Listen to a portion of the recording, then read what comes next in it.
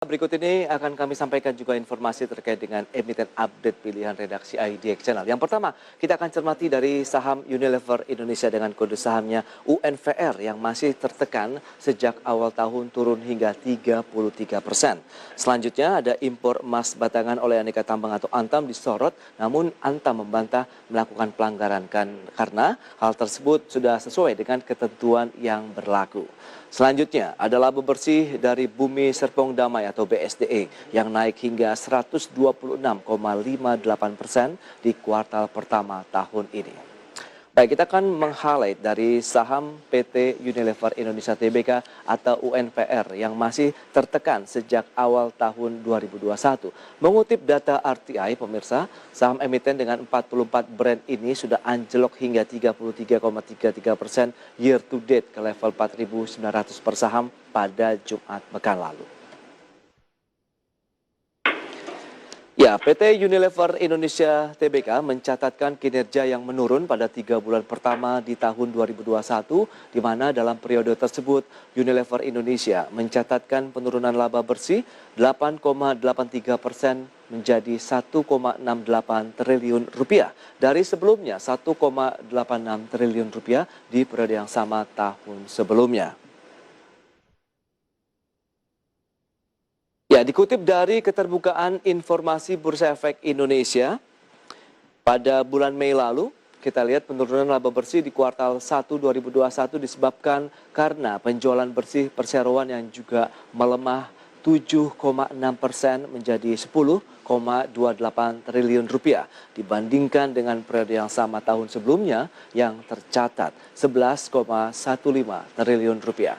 Ya, di periode ini juga kategori makanan menjadi penopang utama dari pertumbuhan perseroan dengan mencatatkan pertumbuhan 3,7%.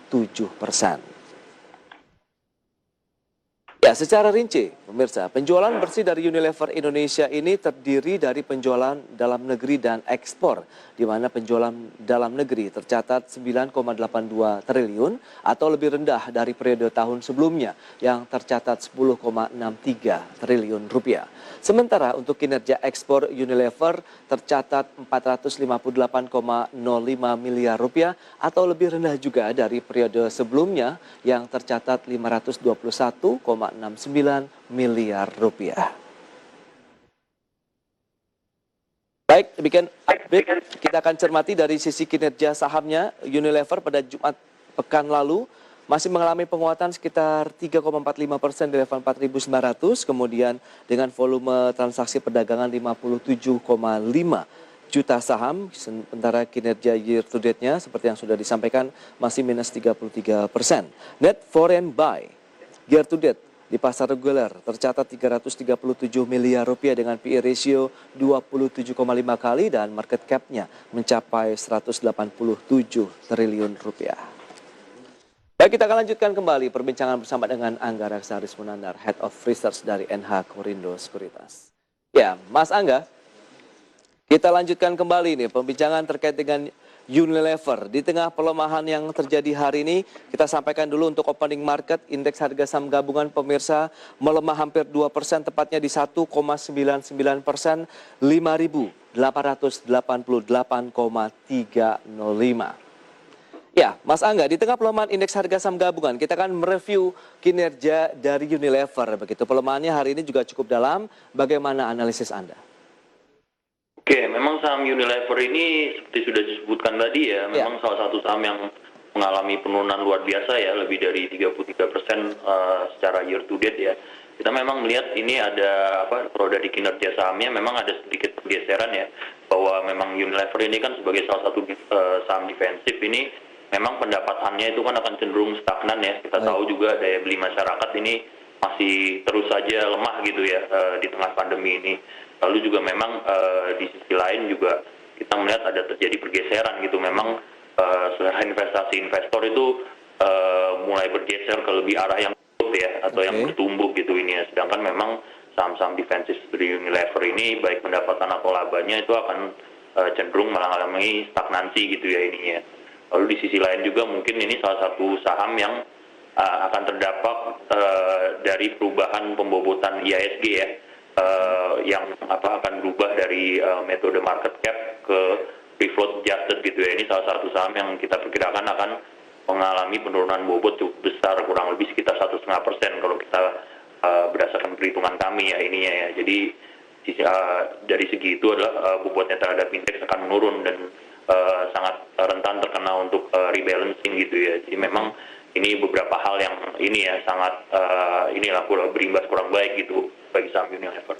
Oke, tapi dengan adanya kebijakan tersebut juga akankah mempengaruhi kinerja saham-saham seperti Unilever juga? Oke, kita memang melihat ini masih cukup ini ya, Unilever ini dalam mungkin sekitar 3-4 tahun terakhir ini berada dalam downtrend yang cukup ini ya, cukup hebat ya. Betul, luar biasa kalau kita lihat year to date-nya. Iya, jadi maksudnya kita melihat memang lebih baik memang saham ini adalah saham yang kita rekomendasikan lebih cocok untuk investor jangka panjang ya, dalam artian mungkin bahkan lebih tepatnya ke dividen investing gitu ya, karena memang cukup rutin membagikan dividen 2 kali setahun ya. Jadi mereka membagikan interim maupun final ya ininya ya. Tapi kalau di luar itu sih kelihatannya untuk trading atau investasi yang tidak sepanjang itu mungkin lebih baik kita wait and see dulu ya untuk saham Unilever ini. Ya, bagaimana mereka yang sudah memiliki posisi di Unilever begitu dengan pelemahan yang terjadi year to date saja 33 sampai dengan 34% begitu. Oke, ini sih lebih baik memang kita kalau untuk yang sudah memegang ya, memang ini sekali lagi kita lebih cocok peruntukannya untuk investasi jangka panjang ya. Ini ya. Kalau dari secara valuasi ini kan sebenarnya cukup unik ini Unilever adalah saham yang sebenarnya kalau misalkan kita lihat secara historical sahamnya sendiri sekarang sudah cukup murah gitu ya. PE dan PBV-nya sudah di bawah 30 kali. Padahal secara historical mungkin 5 tahun terakhir itu rata-rata sekitar 40 kali ya.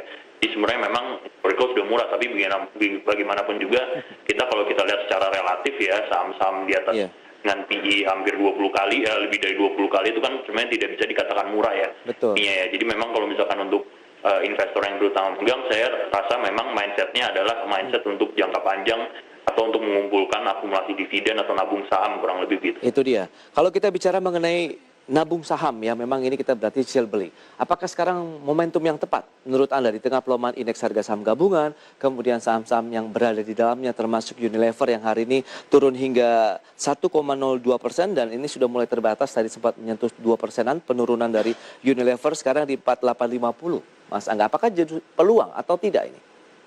Oke, kita kan melihat memang kalau misalkan untuk strategi nabung saham itu akan dilakukan terus-menerus ya, baik ketika market atau harga sahamnya turun maupun naik ya. Jadi sebenarnya dengan harga yang sedang tertekan ini sebenarnya malah justru menarik ya kalau punya strategi mencicil beli gitu ya. Betul.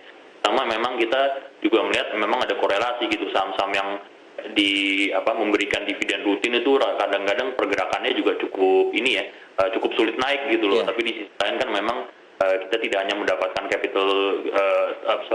keuntungan dari bursa kan tidak hanya dari capital gain ya, tapi kita juga tetap mendapatkan dividen, terutama seperti Unilever, Astra International juga kurang lebih ceritanya sama gitu. Betul. Cukup rutin membagikan dividen, tapi memang harganya relatif stagnan dalam 5 tahun terakhir gitu kurang lebih. Oke, rekomendasi yang bisa Anda berikan untuk Unilever, apakah kita bisa mengambil posisi beli atau buy on weakness misalnya, karena dengan pelemahan yang terjadi dikhawatirkan ada level support yang akan tersentuh ini.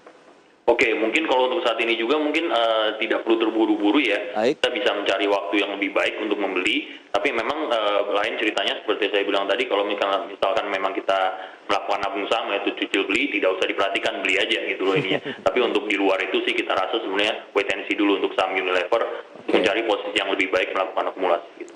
Baik, tadi Anda sarankan dengan kondisi market yang juga masih dihantui dengan peningkatan kasus positif COVID-19 begitu, retail juga perlu diwaspadai. Tapi justru dengan adanya penerapan dari work from home lagi, perkantoran di DKI Jakarta yang per hari ini juga sudah mulai dilakukan banyak perusahaan, apakah ini akan justru diuntungkan? Maksudnya ada perusahaan-perusahaan e-commerce begitu, dalam artian pembelian secara digital juga akan mengalami peningkatan. Oke, kita melihat kalau misalkan dari segmen digital atau e-commerce gitu ya, memang kita melihat itu sudah memang bisnisnya sudah berkembang pesat ya.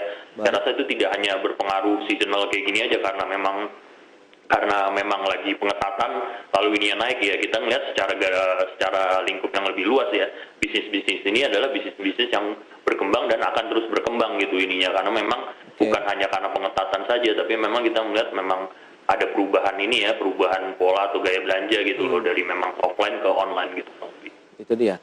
Berarti kalau misalnya kita bicara mengenai sektoral, sektor-sektor apa saja yang masih bisa dicermati di tengah pelemahan indeks harga saham gabungan hari ini? Apakah Anda lebih menyarankan kita menahan posisi dulu, begitu di hold dulu, atau justru kita sudah bisa mencari nih dengan diskon yang bisa dikatakan tersedia saat ini di market?